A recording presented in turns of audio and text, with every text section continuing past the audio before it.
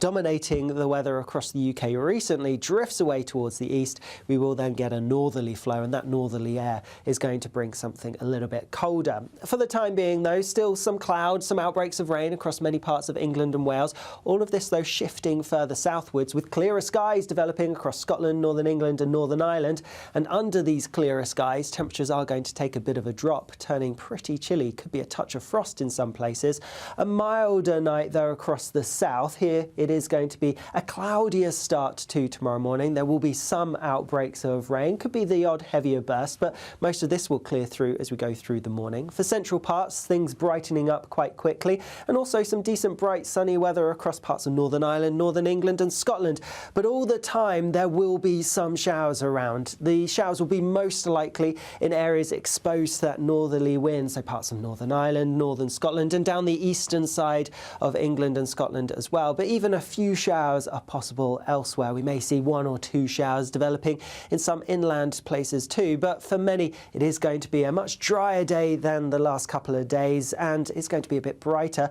But like I said, we do have that cold air pushing its way in, so temperatures markedly lower and feeling pretty cold indeed, especially in those brisk northerly winds.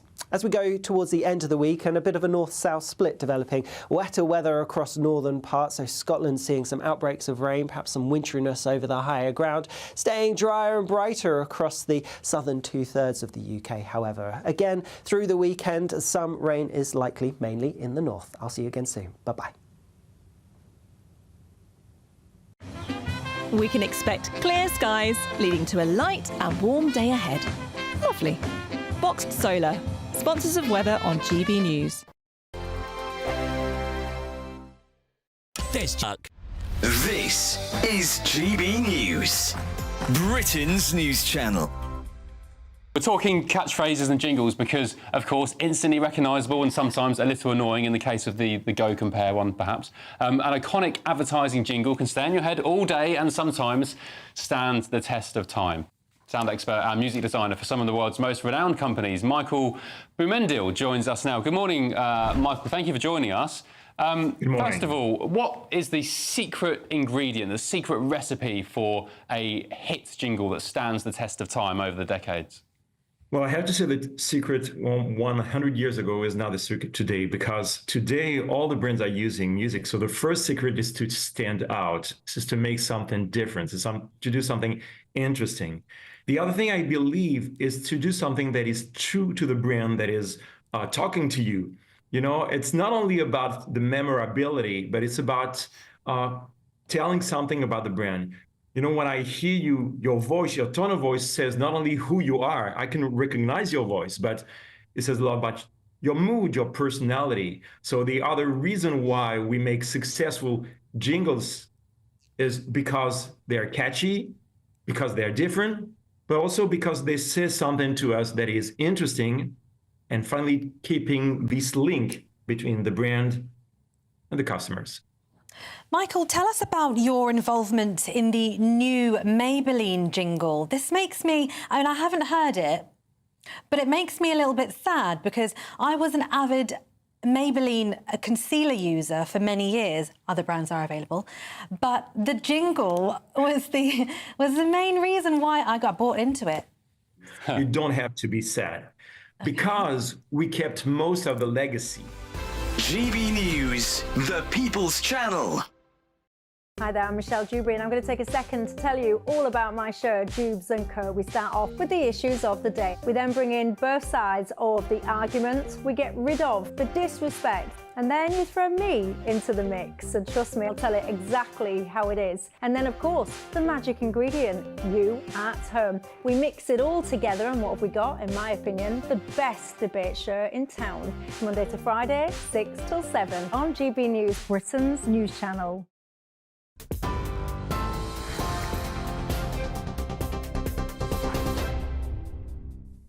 Very good evening to you. I'm Katie Bowen, and these are your latest headlines from the GB Newsroom. Tory MPs have now selected the final 2 candidates in the Conservative leadership election, with Kemi Badenoch and Robert Jenrick making it through to the members' vote. Kemi Badenoch received 42 votes, Robert Jenrick picked up 41, and James Cleverly received 37, meaning he has now been eliminated from the race. In a tweet, Cleverly has thanked his colleagues, party members and the public for their support. GB News' political editor, Christopher Hope, spoke to Robert Jenrick earlier on. Very specific plan as to how we do that, whether it's improving the NHS, getting growth going again in our economy, or yes, securing our borders. I don't believe in platitudes. I want us to have a serious plan now as to how we move forward and get this party back into gear for the good of our country. Well, Jenrick's rival, Kemi Badenoch, had this to say a short while later.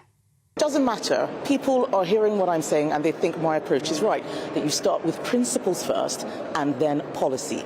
We need to unite behind a real conservatism that means something to the country. And you can watch the final two battle it out in a live event here on GB News on the 17th of October. To the US, President Biden has been speaking moments ago ahead of Hurricane Milton, the biggest hurricane in a century, making landfall later this evening. If you're watching on television, these are live pictures we're bringing you from Sarasota in Florida, where the hurricane is now impacting. In a press conference, Joe Biden said that Milton has been downgraded to a Category 3 storm and will make complete landfall shortly, adding that it still carries incredible destructiveness. Milton still carries incredible destructiveness, can wipe out communities, can cause loss of life. Storm surge is still expected to be up to 13 feet. So I urge everyone in Hurricane Milton's path to listen to local officials and follow all the safety instructions they give. Well, back at home, it's been announced this evening that Volodymyr Zelensky will visit Downing Street tomorrow as part of a tour to European nations seeking support for Ukraine's resistance against Russia. The Ukrainian president will meet Sir Keir Starmer, with the Prime Minister's official spokesman saying tonight that the meeting will involve broad strategic discussions on allied support for Ukraine. It will be the second time the world leaders meet since Sir Keir Starmer was elected in July. And briefly to the Middle East now, where the Israeli Defence Minister has said that Israel's retaliation against Iran will be lethal, precise and surprising. The comments come as Foreign Secretary David Lammy is in the region, where he will reiterate calls for a ceasefire in Lebanon and Gaza. The US President Joe Biden spoke with Israeli President Benjamin Netanyahu earlier this evening, where the president affirmed Israel's right to protect its citizens from Hezbollah. Those are your latest GB News headlines for now. I'm Katie Bowen. Now it's time for Headliners. For the very latest GB News direct to your smartphone, sign up to News Alerts by scanning the QR code or go to gbnews.com/alerts.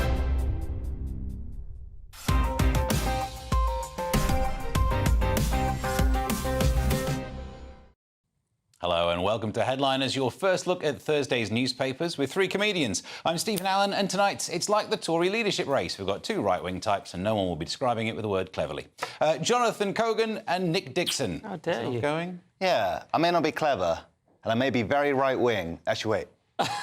You agreed with the whole intro? Yes, it's perfect. Yeah, spot on. No, I'm not. I'm a narco-capitalist. Oh, I'm glad you dressed up for today as well. Yeah, I owe the nation an apology. I'm sorry for wearing my kimono. It was very polarising, and the fact that it upset people really put me in a state of glee for a couple of days. So thank you for writing in. It upset me. I don't You were worried. I don't watch the show, but people sent me screenshots. Yeah, it wasn't great. I did flash part of me that wasn't meant to be flashed, and that was almost totally accidental, so sorry. Apparently it played really well on radio. The radio, well, we didn't say anything. That is how more people kimonos prefer to it. come. Yeah. Oh dear. Well, let's crack on and take a look at the front pages. We start with the Eye, which goes with workers get right to flexible working under new Rayner law. Express says winter fuel pensioners now face tax raid. The Telegraph goes with £25 billion tax rise pain on way, warns IFS. The Guardian, PM's vow to end austerity needs £25 billion of tax rises. The Sun, Swiftgate. Home sex free gig after pressing for VIP cop escort. I think that was a sentence. Finally, the Daily Star, thank heavens. Shame on the tea-making scumbags. And those are your front pages.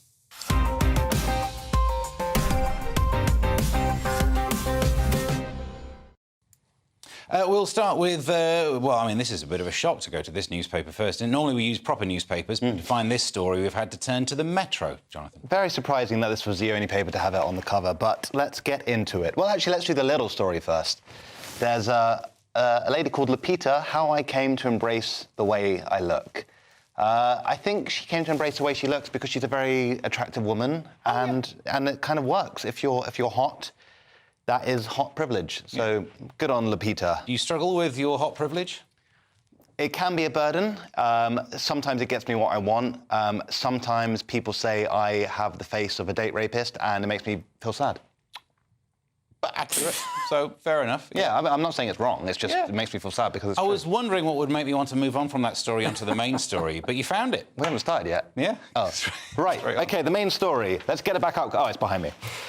Leadership contest shock. Tory fight veers to the right. So hardliners Badenoch or Jenrick will lead party after vote clangor KOs Cleverly. So James Cleverly has become the final candidate to be ditched by MPs in the race to become the Conservative Party leader, which comes as quite a shock, as only yesterday he was the favourite. He was the favourite with the bookies, he was the favourite in the papers. Something has gone wrong, some kind of shenanigans, tactical voting gone awry. That's what I understand, and that's the extent of what I understand.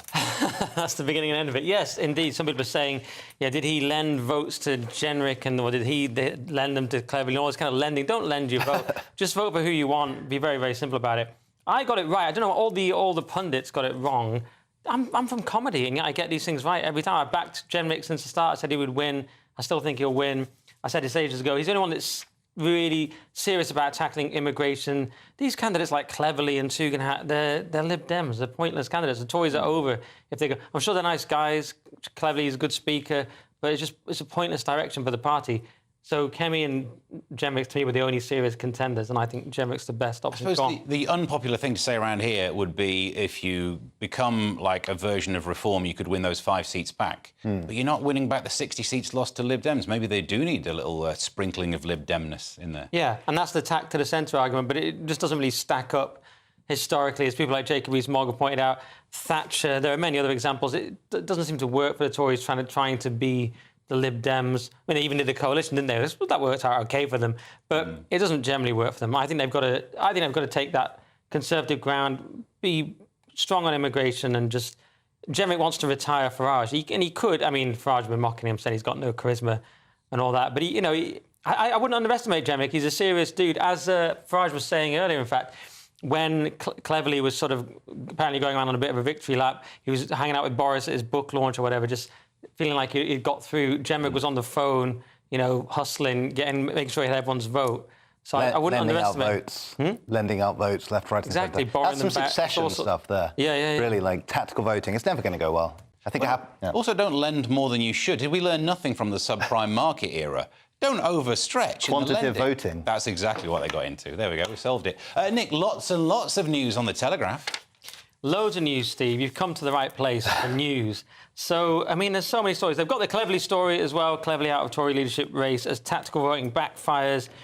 They've got this Wimbledon thing about line judges being axed for AI. So they're getting rid of the remaining humans at Wimbledon. And then soon you'll just have sort of robots playing tennis and not, any humans involved at all. That's the ideal. Just Pong. Just watching AI play Pong. Essentially, yeah. And loads of other stuff we can get into.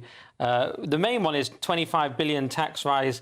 Pain on way, warns IFS. The Institute of Fiscal Studies team is saying that they're going to have to, if Labour are going to avoid spending too much, and they're going to avoid austerity, they're going to protect public spending, and avoid austerity, they've got to raise taxes, this absurd amount, and the tax burden they predict will come to 37.9%. And because it's the Telegraph, they managed to sneak in blaming immigration and public sector pay rises, which, of course, I agree with both. And they point out what we all know, that Reeves is planning to go after pensions, capital gains and inheritance tax. So lots of fun there. Yeah. So I don't know how to make that comedic. It's a comedy show, isn't it? So it's hard to banter about economics. Can I interest you in a kimono? He's got one. I got one. So look, maybe they'll go for capital gains tax to just try and divest now, and they'll go for an inheritance tax to try and die early. Nice. It's the way to protect your funds. There you go. We were actually talking about how we'd end it earlier on. We were, weren't we? That's our pre-show chat. Yeah, talk about how we morbid stuff. I think everyone's a bit stressed about the upcoming budget. I know I am, because this is the first year I've really know what it is, if I'm completely honest, and I'm not super psyched about it. I've got designs on renting for many more months. I don't want to... Many more months, yeah. You keep having that avocado. You won't have to worry about it at all. All right. Well, we can move on now to the sun. What's it shining upon? The sun is illuminating Swiftgate. Cooper admits Wembley jolly. So the Home Sec's free gig after pressing for VIP cop escort. So the Home Secretary watched Taylor Swift for free days after urging the Met to give the megastar an unprecedented VIP police escort. So Yvette Cooper and hubby Ed Balls took the £170 Wembley freebies from Swift's music label Universal. So this does seem like a bit of... I guess is conflict of interest the right word? Taking free tickets from Universal only to then provide a private police escort for Taylor Swift. They just love getting free stuff. They really, really like it. They enjoy a freebie. Can you really blame him? Actually, I think this is third-tier policing they've introduced now. There's the third tier is Taylor Swift level policing. So why are they also into Taylor Swift? I mean, she's all right. But it's like, you know, if they were going to like Leonard Cohen, I know he's dead, but you know, something like that. Just like, you have to all be such... I don't want to say Philistines. It is, you know, it's decent pop music. It's de jure. But, yeah, I mean, they're all just like, really? It's just... It's meant to be the adults back in charge, but their favourite singer is basically a teenage girl's choice. She has some good songs, don't get me wrong. She's but fine. They're all... It's just a bit embarrassing. Yeah. But I can see why they want to be in with Taylor Swift, because she has 283 million followers on Instagram. I checked. That's like 4.5 UKs, if you think about it.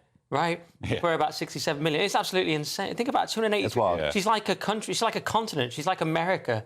She's virtually as big as America. Isn't that incredible? Do you not love this angle to the story, which no one seems to be talking about, that she got the policing that Prince Harry wanted? And all this proves is that Yvette Cooper does not want to get any free Prince Harry tickets. Right. That's what we learned. Signed copy of the book. Yeah, she's not caring about that. Not at all. That's what this really boils down to. Of course. She's no Harry fan, but, well, allegedly, I don't know. There's also one more story on the front cover. Wokies cancel Robin Hood. He wears tights, loves trees, takes from rich, gives to poor, leads men and maids, but still, the woke mob have cancelled him. And that's because woke people don't like any kind of men being merry.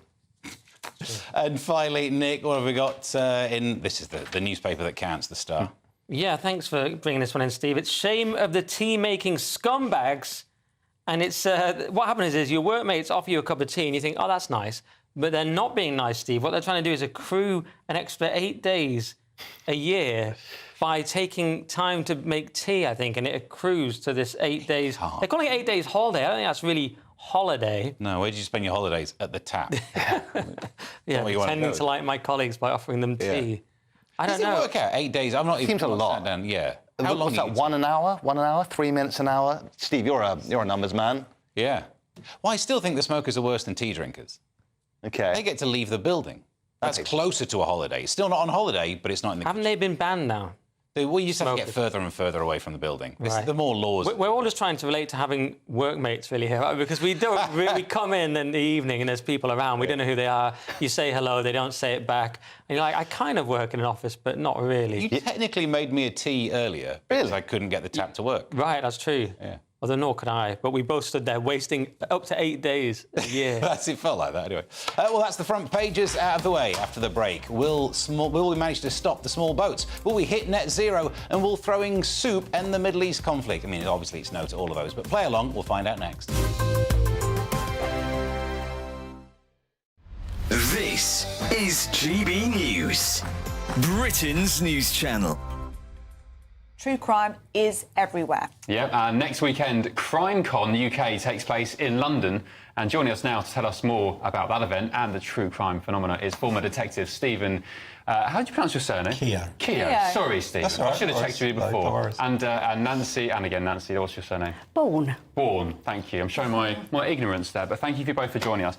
So, Stephen, you're a former top cop. Hope you don't mind me describing you as that. At CrimeCon and other events like that, do you get into sort of the semantics of the investigations and, you know, how...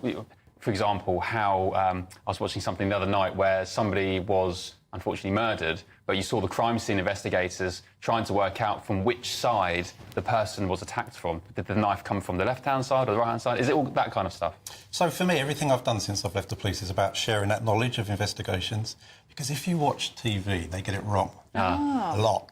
So what we try and do, I'm not the only police officer there, there's experts, there's forensic scientists, psychologists, all from that investigative world.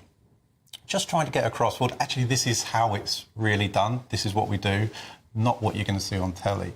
And I think that's really important. So for me personally, coming along to CrimeCon, I just look at the list of people that are there, honestly, and I'm proud to be associated with them. There are some fascinating people there. People who've really fought for justice for their children. People who are campaigning for victims, for survivors. So it's an event that when you look at the name, you might think, oh, they're just going to sit there talking about serial killers and what they got up to. Couldn't be further from the truth. It's really about what goes on, how it impacts the victims, how the investigations are carried out. It's educational as much as anything. GB News, the People's Channel. Good Afternoon Britain isn't just about us. The wonderful thing about this programme is it's about everyone watching. It's an interactive programme. Well, there absolutely is something to see here, and we're going to be talking about it more. Whether it's breaking royal news, Will, please bring us up to date. Or indeed a particularly punchy speech in the House of Commons. Very, very curious. We bring it to you live, and then we bring you live reaction as well. That's Good Afternoon Britain, weekdays from midday. Only on GB News, the People's Channel, Britain's news channel. Welcome to State of the Nation, daily plunge into the stories shaping our country. I'm Jacob Rees-Mogg, and Monday to Thursday we bring you the insights, the facts, the truth about how our country is being governed. Because what happens in Downing Street matters down your street. Tune in to State of the Nation every Monday to Thursday, 8 to 9 o'clock. Only on GB News, the People's Channel, Britain's news channel.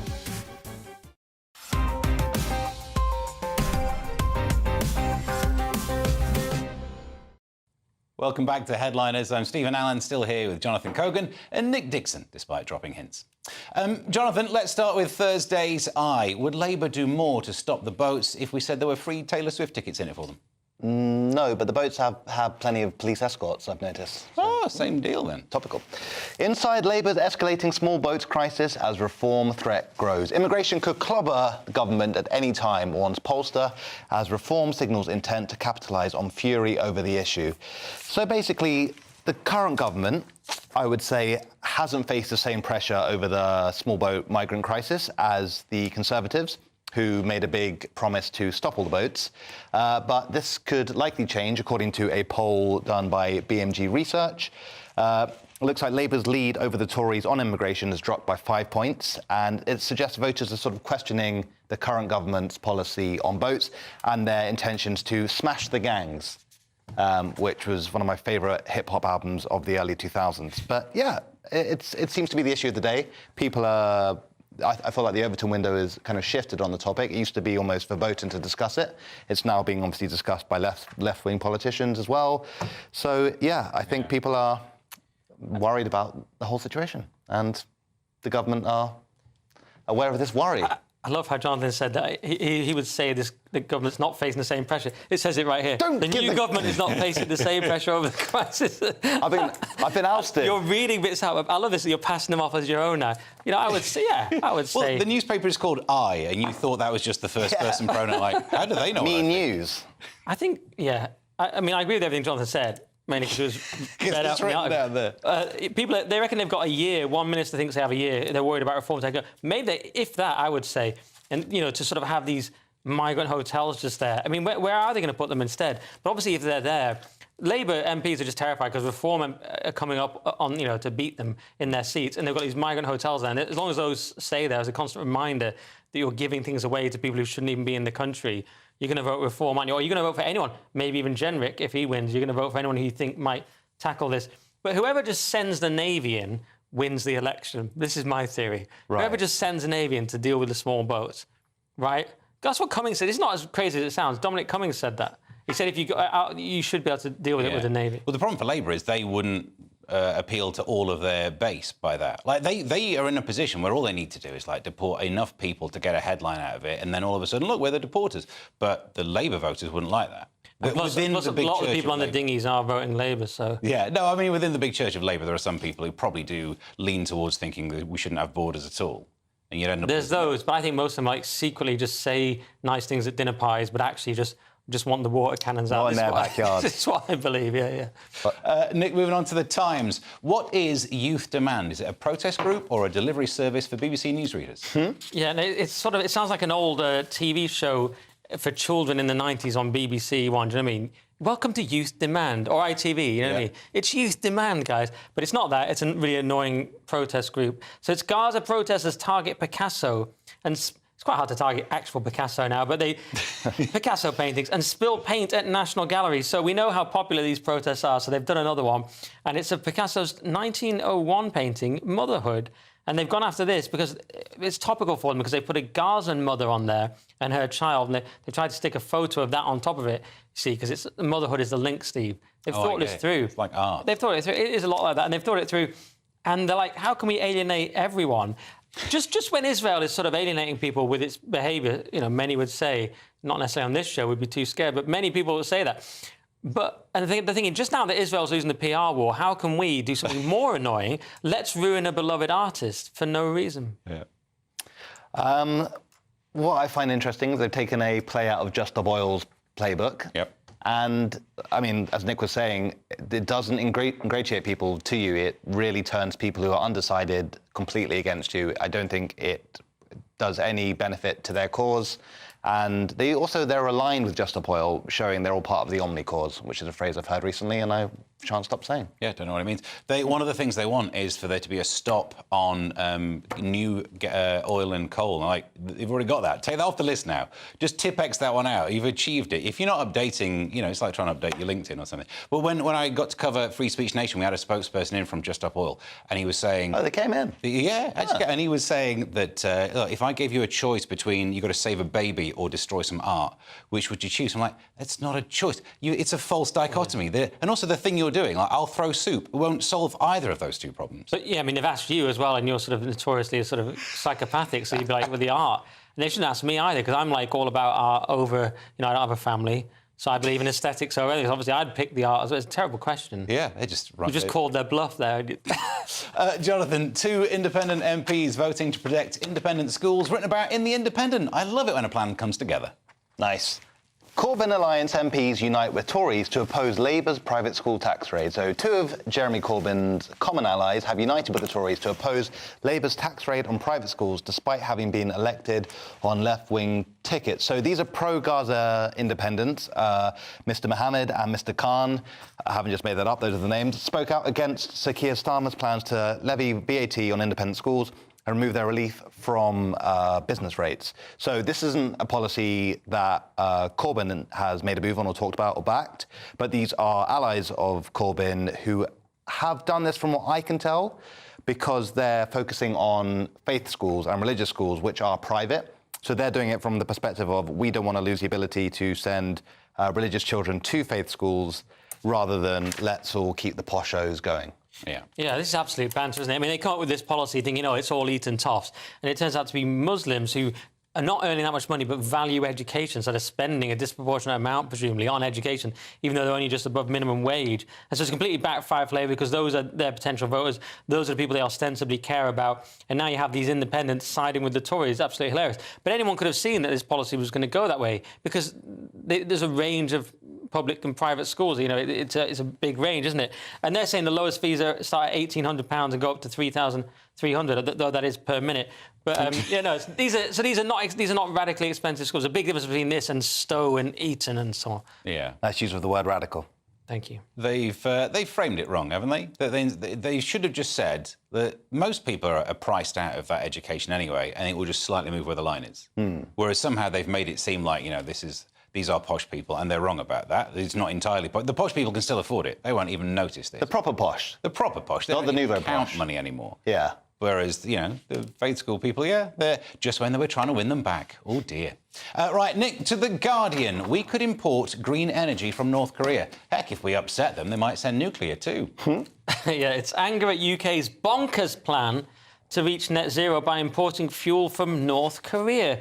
Who'd have thought Well, it's not that surprising, is it? Because Labour are quite aligned with North Korea. We've got Kim Jong-un. Apparently, Kim's been in touch saying, I love your jailing people for memes. Apparently, good banter between them. So, great guy. So, I just made that up, obviously. But now they want to get wood from them so they can get these wood pellets. So, apparently...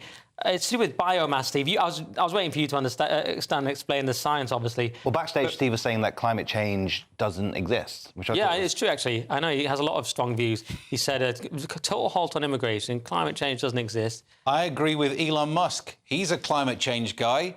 He was arguing on Twitter about how it is a thing and it is a worry. And I just thought that's great, because everyone else who normally likes Elon Musk, that would be the one area where they're like, ooh. Okay. It's definitely real in this studio. This is the hottest I've ever been as an adult. Just in case anyone's at home thinking, Nick's a bit sluggish today. It's because I'm dying both outside and inside. Anyway, so they want 9.1 million tonnes of wood pellets for use in energy production. And it's all very complicated, Steve. You need these pellets, and only North Korea have them. And luckily, they align with Starmer politically. Yeah. Do we want to be relying on a rogue nation for our energy That's what needs? Kim's thinking right now. He's looking at Starmer going, do you want to rely on the rogue nation of the UK? They're pretty hard. Do it with the accent that you did I'll just keep doing that joke a lot of times, is what I'm thinking. It's the same joke again. It's a great joke. But They do a great accent. It's the Labour. Which accent? Starmer. No, the Trump accent. That wasn't even relevant. I just threw that in. Oh. He's eventually trying to get you to do the North Korean accent, and then you'll never do it again. You do it so well. I'm trying to work Jordan Peterson into this somehow, but okay, go on. To have gas cut off seems like that's one thing, but to not get your pellets sent, if you're going to be crippled by anything, we didn't get the right pellets. Yeah. Feel like a Scooping rabbit. a cup of pellets. Exactly. Yeah, it's not glamorous, is it? But it is better to burn wood than coal. It would be amazing Or the particulates Can you believe your... it? If pellets took Starmer down, that would be amazing. The first Prime Minister just be taken down. I was taken down by pellets. Right, Jonathan, to the Mirror. There's a lorry driver who reported stowaways in his lorry has been fined for having stowaways. I think we're going after the wrong people traffickers. Look, it's a good system. It works. Lorry driver hit with £12,000 fine for migrants hiding in his lorry, despite him alerting Border Force.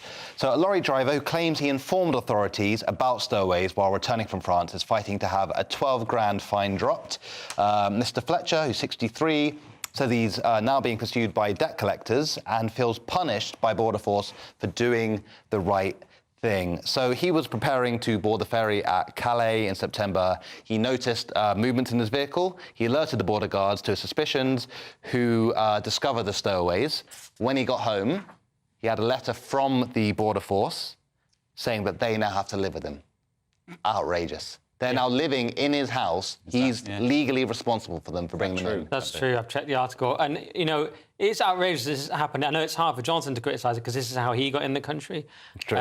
Back of a lorry. You've seen Cape Fear, right? I was under I'm amazed how supple you are. You hid in the back of a lorry. He's here now. Nothing they can do about it. Had to do terrible things. Sometimes he's on the TV and he thinks, I'm going to have to rush out quickly if the people come, the bad people. Anyway, the point is, Steve, this is outrageous. He actually reported it. He did the right thing. And they find him. It's disgusting. It'll probably get quashed, but it's outrageous. Yeah, it's bad. I will say, when I read the article in depth, which I don't normally do, it did seem to be an administration error. They swapped over the border guards and they didn't take some photos or something. So it isn't. Yeah, but instead of apologising for that, just lowered the fine to which is £3 grand. outrageous. Like, we got it wrong. We'll only charge you £3 grand. That's pushing their luck. Yeah, they're like, maybe we'll pay a bit. It's an narco-tyranny, Steve. Oh, that is it. Right, that's enough for this section. But up next, bald men, hairy emojis in the NHS struggling to tell men from women. And that's in the UK, not Thailand. Find out more next. Good evening. I'm here with your GB News weather from the Met Office. As we go through into tomorrow, it is going to turn drier for many of us with some clearer or brighter skies, but with that, it is also going to be a bit chillier because as the low pressure that's been dominating the weather across the UK recently drifts away towards the east, we will then get a northerly flow, and that northerly air is going to bring something a little bit colder. For the time being, though, still some clouds, some outbreaks of rain across many parts of England and Wales. All of this, though, though, shifting further southwards with clearer skies developing across Scotland, Northern England and Northern Ireland. And under these clearer skies, temperatures are going to take a bit of a drop, turning pretty chilly. Could be a touch of frost in some places. A milder night, though, across the south. Here it is going to be a cloudier start to tomorrow morning. There will be some outbreaks of rain. Could be the odd heavier burst, but most of this will clear through as we go through the morning. For central parts, things brightening up quite quickly, and also some decent bright sunny weather across parts of Northern Ireland, Northern England and Scotland. But all the time there will be some showers around. The showers will be most likely in areas exposed to that northerly wind, so parts of Northern Ireland, Northern Scotland and down the eastern side of England and Scotland as well. But even a few showers are possible elsewhere. We may see 1 or 2 showers developing in some inland places too, but for many it is going to be a much drier day than the last couple of days, and it's going to be a bit brighter. But like I said, we do have that cold air pushing its way in, so temperatures markedly lower and feeling pretty cold indeed, especially in those brisk northerly winds. As we go towards the end of the week, and a bit of a north-south split developing, wetter weather across northern parts, so Scotland seeing some outbreaks of rain, perhaps some winteriness over the higher ground, staying drier and brighter across the southern 2/3 of the UK, however. Again, through the weekend, some rain is likely, mainly in the north. I'll see you again soon. Bye-bye.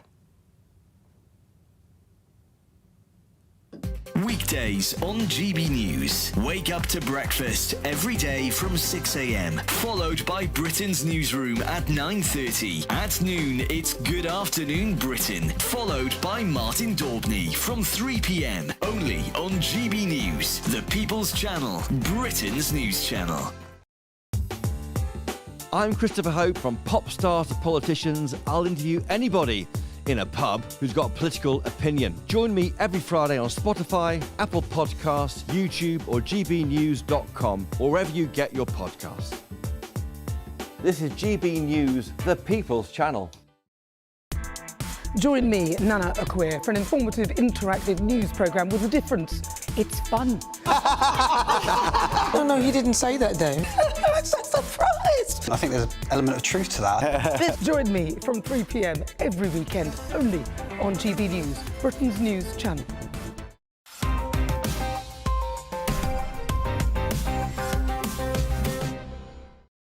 Welcome back to Headliners, and kicking this section off with Thursday's Daily Mail. Nick, the NHS says that you can't say born male or female, and Ofcom tells me I can't use the word that describes that. Yes, I know a lot of these stories make me want to use words we're not allowed to use. NHS hospital tells staff to avoid using the phrase born male or female in case they offend the LGBTQ plus community. This comes from James Paget Hospital in Great Yarmouth, who has these absurd list. We're becoming very familiar with them now. There's a list of things you can't say. These stories are so demoralising. Ladies and gentlemen, both genders, opposite sexes, male man, we wouldn't say that because it's American, fireman, policeman, they're all banned. And perhaps most weirdly, the term homosexual, as it suggests a medical diagnosis or a discomfort with gay and lesbian people, except it doesn't. It's the word for same from the Greek homos, like shut up, you morons. It just means same. How is that medical? How is that offensive? Same, hetero, different, homo, same. Who's ever come home from the GP and the wife said, "You're right, I've been diagnosed homosexual." It's not a diagnosis, is it? The way I do it. That almost makes sense. They gave me a prescription. Yeah. There could be decades more of this. Go on, John. I agree, it's demoralising. The list seems to be ever burgeoning. I can't be happy doing this show because I have to read this stuff every day. Yeah, 3 days and a this week. is meant to be the fun section now. Oh, yeah. And that's next. Yeah, I mean, what is it? When you're policing language for the sake of doing it, you're authoritarian, censorious bores, and I shan't. You can't say that anymore. Oh, sorry. Wasn't born male already like step one away from calling someone a man? So it's the nice thing. It was on the list of this is what you should say instead. Well, that's the thing. It's implying that, OK, you may have been born male, but you've transitioned to another gender. So it seems to be accommodating for that. Yeah. But I think it's the fact that you have to say assigned. So to say that even born it's a falsehood. Right. You are only ever assigned. Tune in next year when we'll be covering the story that says, how dare you say I've been assigned. Yeah. That's suppressing my whatever's going on. Jonathan, the Independent, Billy Piper has a lot in common with GB News, not only in what she's saying in this news story, but we both have Lawrence Fox as an ex. And we both had to pay the piper. That's pretty good. No. cross that out. Did you not get the note? Oh, no. Okay. Billie Piper says misogyny and violence against women won't end by telling boys they're awful. Who would have thunk it? Yeah. Speaking at an event to mark the launch of a new short film, Billie Piper, when asked about how young girls and boys can foster healthy relationships from an early age, Piper told the audience that she is hugely concerned and worried about the external influences facing young boys, referencing the output of influencer and good friend of Nick, Andrew Tate. Thanks, mate. Brought me into the story. That's nice. It says it in here. I thought you were going to sort of bring Lawrence into the story, but curveball, you brought me in. Well, yeah, go on. Look, boys are fine. Just don't tyrannise them. Don't let embittered women tell them that they're inherently bad. Make sure they have father figures or at least good male role models. Keep them on social media from a young age, and they'll be all right. They're fine. I resent that you said embittered women. I found that misogyny. Embittered born as women or something, you should have said. Assigned embittered. Assigned and bitter, yeah. This is, I mean, the fact that Jonathan said, the fact the headline, telling boys they're awful, bad, I mean, the fact that we have to have that discussion. She still starts off with the inevitable Tate reference, which we knew was coming. She's hugely concerned about the influence of Andrew's nonsense. But then goes on to at least she says you can't dismiss them or somehow shame them in a way that pushes them further. I don't know why this is so hard to work out. If you just go around telling boys you're awful, guess what? If you're particularly a poor white boy, you're the least likely to go to university, okay, so you're going to have no money. The whole culture hates you. Your inherent instincts are suppressed by the entire culture anyway. You're not going to go out hunting. You're just going to go around with all this testosterone, nothing to do with it. Everyone's going to say you're basically an R word that Jonathan used earlier, just for existing, right? You're just a walking Me Too. And then it's like, oh, so then you turn to some YouTube videos that say, maybe you're not the scum of the earth. And everyone's like, oh, no. Why is everyone surprised by this? Yeah. Although she did spend a long while telling girls they could do things because they want to. So, that's a reference. It's a bit of a stretch back. No, people of the exact right age got that. I got that. Yeah, fair enough. Right, Nick, The Telegraph. Just a little update about the world we live in. You can't pray at home. You can prey on young work experience lads. Good to know. Yes, and this is one of the most horrific stories we've ever done. Praying at home may be illegal under Scots abortion law, campaigners fear. So with this Abortion Services Act in Scotland, of course, you could technically be done for praying in your own house. So activities in a private place, such as a house, within the area between the protected premises and the boundary of a zone, these buffer zones, could be an offence if they can be seen or heard within the zone and are done intentionally or recklessly. So as far as I can understand, if your house is near an abortion centre and you're just having a little prayer in your front room and it's seen and it's reckless, you could be fined £10,000 or an unlimited fine for more serious offences, so-called. What would reckless prayer even constitute? It's a great question. We've seen some of it in certain places, but generally, I don't. What could it be? Out of that. Yeah. We're talking about Christianity here, Jonathan. Ah, right. And the fact is, it's an anti-Christian law, clearly. It's the prevailing ideology, which is wokeness, doesn't allow Christianity, even though we're in an ostensibly Christian country. You may as well go full Big Brother and have the TV screen in the house. I literally wrote TV screen, Big Brother in the house. Right, because it's monitoring you praying in your house. Now, just quickly on this story, when I've talked about buffer zones in general, people even on my Twitter, followers of me, have said, well, no, but you don't harass them in the abortion centres, which of course you don't. But it's interesting how people are so they're so emotional on abortion that they think it's reasonable to arrest someone for silently praying, which of course it isn't, as proved when West Midlands police had to give £13,000 back to a volunteer, someone who'd been praying silently, because it's not even law. So what can you say about this? It's so dystopian you can barely add to it. She was protected by law because that was an ECHR thing, which makes it a bit more confusing. But that means that you can't arrest someone for praying. She's got that right. I love the presumption in this that this is like trying to get into a good school, that someone would bother to buy a house. They would move to the house right next to the abortion centre so that they could recklessly pray. I don't think anyone's ever going to do this. No, I don't know. And the real sort of terrifying thing is how could they ever propose to know what is the content of somebody's thoughts? Like, they're like, no, we know what you were thinking. Do they? Do you have to get the silver foil? Everyone thinks Elon Musk, he's the guy, Neuralink. But if that Neuralink gets in there... No, this is absurd, but a very short time ago, you would have said stopping someone for silently praying on the street and arresting them would have been absurd. And yet it has happened multiple times. But it's still, it's against the law to arrest them. So that's... Well, as it turns out. Cling on there, can't we? Jonathan, the Daily Mail, as a member of the bald community, This is good news. There's a well-known phrase that you can't say to us. You can only search for it on Pornhub. Bukkake? It's one of my favourite motorbikes. Yeah, it's great. Great little model. Calling a man bald is sexual harassment. High Court rules after electrician was called a bald can't say that by his male supervisor. In a recently... Bald what? Can't say that. Bald can't say that. I got it. In a recently released full judgment, a judge said that using the word about a man could breach equality laws because it is inherently related to sex. Amen. Depending on where he is bald, of course. So, which is kind of your joke from earlier on. So this follows a legal, lengthy case, which was eventually ruled to be... it was ruled to be a sexual-related thing because the dimorphism between men and women is such that men are often more bald than women due to natural DHT reaction and hair loss. Yeah. That sounded quite fancy. You were just saying men are more likely to be bald than women, but it sounded fancy the way you said it. It did, didn't it? He Googled it, didn't he? In this heat, Jonathan, I was impressed by that. I Googled the other thing as well. I mean, it's a win finally for men. Yes. That's good. Obviously, I'm in favour of that. Because normally these things are all like, whatever. They're not normally. It's not normally a bloke who wins these little tribunal things.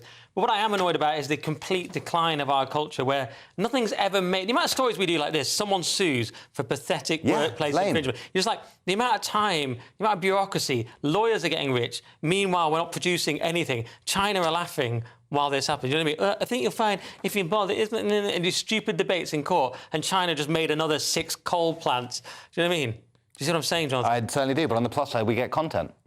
Well, we get this content. Yeah, it's great for us on this grift. This is another one of those stories where it's more about the C word than the bald thing, isn't it? It's like I can't remember the name of the footballer who got in trouble for saying black, same word. And you think, look, yeah, I understand that one has a racial element, but it's the other word that's doing all of the heavy lifting that makes it a bad thing. If anything, the other word is a very sex-related word. More than, yeah, because if you called a woman that, which I won't say who on the panel did to the makeup lady, but to be fair, get my foundation right. So, so I don't know, it's just, look, can't we all just get along? No, I'm starting to think this story was given to us to try and get at least one of us fired. You know what I mean? We'll crank the heat really high, we'll give them this story, just see what happens. Written by Josh Howie. Let's see if the next one gets fired. Nick, The Independent, it turns out that emojis are racist, and not just because most of them are doing yellow face. It's Mel B, remember her, backed campaign for emojis with afro hair on mobile devices. Another demoralising story, but it's of all the 4,000 emojis, Steve, none of them represent hairstyles commonly worn by black or dual heritage people. And they are confronted, wait for this, by texturism on a daily basis, which must be hell. Yeah. I mean, of course, white men are, discriminated against institutionally across almost every major public and private institution. But texturism is a serious problem. Apparently so. I think this is a step in the right direction for emoji equality. They're also going to be bringing in some Italian emojis, which are just quite aggressive hand symbols, which would be nice. They have a pregnant dude. Have I made that up? They have a pregnant man emoji. Oh yeah, there is. Yeah. So we got he there. looks like Bill Gates. Does look like Bill Gates. So we got there before we got to the afro haircut emojis. I'm not against it, but let's be very, very clear. You can have an afro emoji. I'm not insane. But I just object to the phrase confronted by texturism because I'm not completely insane. That's why I object to that phrase. And as a highly sensitive man, texturism, some textures, Longchamp bags, no, they hurt me. So have you been confronted by texturism? I think by my own self-texturism, yeah. That means something else, didn't it? That's self-texture. Your own self-texturism is what you do after you've Googled the phrase that you're not allowed to call me. Yeah. A bald what? What? That's the end of part 3. After the break, it's vaping, drinking and drugs, but one of those drugs might help undo the harm from the vaping and drinking. You don't want to miss that. See you in a sec. Martin Daubney, weekdays from 3 p.m. Please tell me that we're British. In our darkest hour, we can work around this. The beer will still be flowing at Christmas. Tell me, please. Martin, without using bad language, there's no words to describe that this is another major blow to the hospitality sector. I wake up every day with anxiety thinking, what's going to happen to us now? Oh, my God, now the weather's against us. Not only are the government absolutely battering us, then the weather's now hitting us as well. Kate Stewart, this can only mean one thing. Prices, once again, going through the roof. And there's nothing we can do. We have on costs. We have to buy from the brewery. We have the VAT. We have then the VAT, what we take. It is an absolute nightmare. To be in the pub game now, Martin, is very, very difficult. And there's no light at the end of the tunnel. Everything just keeps hammering us from every different direction. And obviously, we have to pass that on to the customers, then price increases. There's nothing we can do. We don't want to sell beer at an inflated price. We want it as cheap as possible to get people through them doors. But we have no option. They're going to go up again in the new budget. You know, there's no help for us. What are we supposed to do, Martin, except the only option is to close the doors and say, enough is enough. We can't do this anymore. I absolutely cry my eyes out having to put the prices up because you think, oh, my God, people are just going to turn away and walk. But we can't swallow the costs all the time, Martin. It's impossible for us to do because we will go bankrupt. There has to be, there's inflation getting hammered on us yet again, and we have to pass it on. I feel it when I take my children out for something to eat. You're like, wow, that has just cost a fortune. But what is the answer? The answer is the government needs to look at saving the hospitality sector and stop being so greedy in everything that they take away from us, or there won't be pubs. GB News, the People's Channel. This is Britain's Newsroom, where your voice matters. It's just astonishing. With expert analysis and honest opinion, we don't just keep you informed. We bring you unique perspectives you won't see anywhere else. Can't argue with any of that. When the news happens, it happens here. On Britain's Newsroom, weekdays from 9:30 a.m. Only on GB News. If you want your news to be straight talking... This is a nightmare for the Conservatives again. Down to earth. It's not just Nottingham where this is happening, is it? And most importantly, honest. Hard-working, middle-class taxpayers, they'll get their book thrown at them. Then catch me, Martin Daubney, Monday to Friday, 3 till 6 p.m. on GB News, Britain's news channel. Nightmare commute? Kick it up a gear with GB News Radio. You can listen online and on DAB+ and on the GB News app. We're also on TuneIn and the Radio Player app. From the school run to rush hour, get revved up with GB News Radio. We are the People's Channel, Britain's news channel.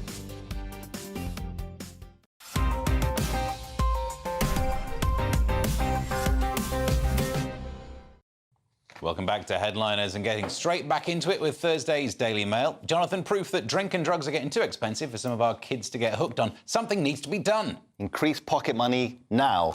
Vaping, drinking and illegal drug use more common among better off children. So vaping, drinking, drug use, all the fun things are apparently way more common with the well-to-do families compared to poorer households, new analyst has suggested. So this is within children between 11 and 15, and those from affluent backgrounds are basically getting on it. This is a self-reported study, so maybe they're more likely to do these studies. I don't know if it's relative to a certain group, but maybe this is my own prejudice. It's actually slightly different to what I was expecting. I thought, especially drinking, would have maybe more of a working class communal element to it. Have you ever met a working class person? Well, you keep telling me you are, but I'm not sure. I was, but I probably can't. You sold out anymore. Yeah. You're a class traitor. Yeah.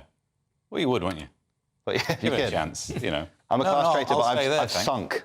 Yeah. Social mobility. Yeah, I don't know. Like everyone drinks and drugs as a teenager, right? But what, Nick? You're from the same sort of background as me. I think comprehensive school and misery. That's the two main things in the north. Check.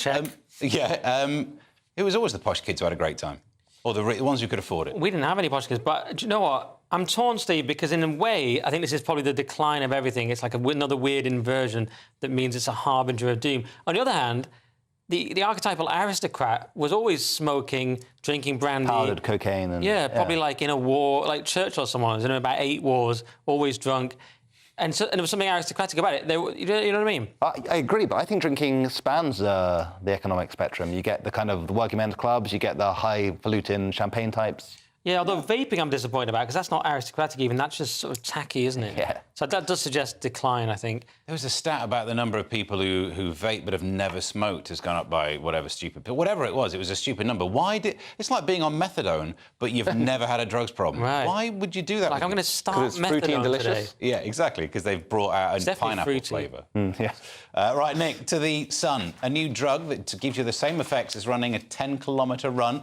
Sweats, heart palpitations and needing to do with Paula Radcliffe in the street. Yeah, it got all those, Steve. It's in a pill form. Breakthrough new exercise pill mimics benefits of high-speed 10-kilometre run without ever leaving the sofa, scientists say, but we've learned not to trust them. And this comes from Denmark, inevitably. The pill contains a molecule called lake. Is that right, Steve? Or you've pronounced it differently. It's spelt lake. I know you're a molecules guy. Yeah. And anyway, it must be quite weird. You just take this pill, you're on the sofa, and you suddenly feel just absolutely like shattered. And it must be so weird, that feeling. But we're going to have a strange thing, because obviously Ozempic's ubiquitous now. We're going to have a strange future where you've got people who actually are still running, who'll be the weirdos. They'll be like people who like listen to vinyl records and bake their own bread. They'll still be running and actually dieting. And then these other pigs will just be on the sofa, just pills all day. Piggy. Just like, then it's suddenly like, oh, I've just done the 10K. It's so weird to me. There's bound to be negative side effects. Certainly. It's very Brave New World, a pill for everything. I quite like the idea of, in the future, maybe having this intravenously connected to a video game. So if you're in like a really stressful part, you get the kind of stress and the panting and the exercise. That could be quite fun. Yeah. But yeah, you know, look, we're all going to hell in a handbasket. This is the end of civilization. Go for a jog. But also, I kind of want it. Well, I mean, I've been really getting into my running recently. I'm no good at it, but I like it because it gets me out of the house for a while. The worst thing you could do is give me a pill that means, oh, why don't you stay here and still deal with everything in the house? What if you watch a YouTube video of somebody running? Would that... No, I still have to do all the childcare. It's the fact that I can get out of the house away from the kids for like a half an hour. In fact, why am I trying to run faster? If anything, I should be running slower. That would make it a lot better, wouldn't it? All right, Jonathan, The Telegraph and a council has forced a mother to remove a body bag. Surely the council should remove the body bags. What am I paying my taxes for? So, mother forced to remove Halloween body bag display by council after complaints. So this lady was instructed to remove the body bag's decorations, which was hanging from a tree, after neighbours said the Halloween display was triggering. There it is. You can see it on the screen. It's not worse than you think. Yeah, it's not. It's not just a body bag, is it? I thought it was going to be bad, and incredibly, that's worse. Yeah. Very strange. Her husband... The radio listener, it's an upside-down body bag in a tree. Yeah, it does look pretty horrific. It looks like you could recognise who was in it. That's how tight it was. Yeah, and the weird thing was she put it up in August, so I don't really know what she was, what she was going for. Look, it's a bit morbid. I mean, I like Halloween. I like the decorations. I think it's very fun. But at the same time, that just makes me think of brutal death. It's disgusting and insane. On the other hand, if you had killed someone... Perfect disguise. That would be pretty, like, gutsy if she actually had killed someone and she's like...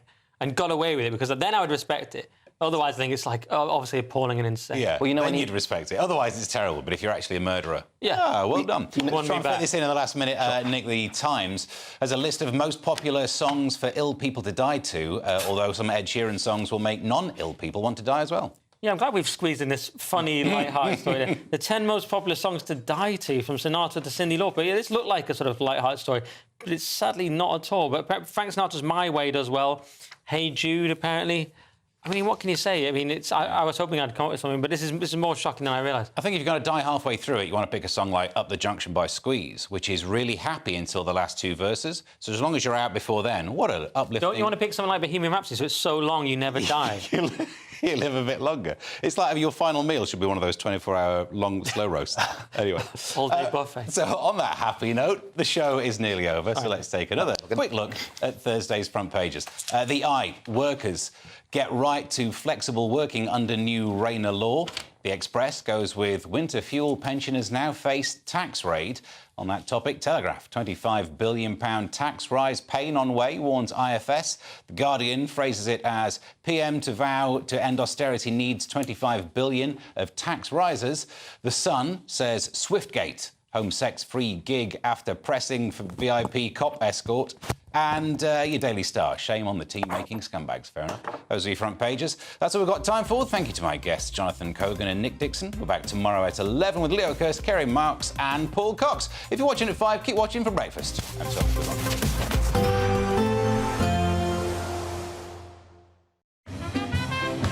one. There will be a light breeze in the morning, leading to a warm front.